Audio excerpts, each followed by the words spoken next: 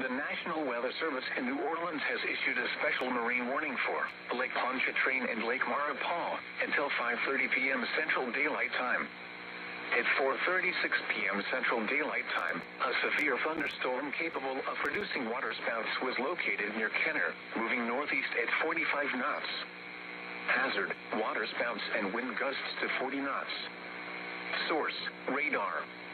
Impact, waterspouts can quickly form and capsize boats, damage vessels and oil rigs, and create suddenly higher waves.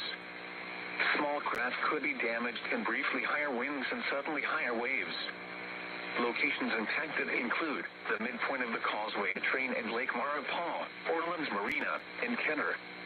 A tornado watch remains in effect until 6 p.m. Central Daylight Time for southeastern Louisiana and the adjacent coastal waters. Strong winds will be dangerous for boaters or anyone near the water. Boaters should avoid waterspouts and never try to navigate near them. Make sure all on board are wearing life jackets. Seek shelter or move to safe harbor until hazardous weather passes.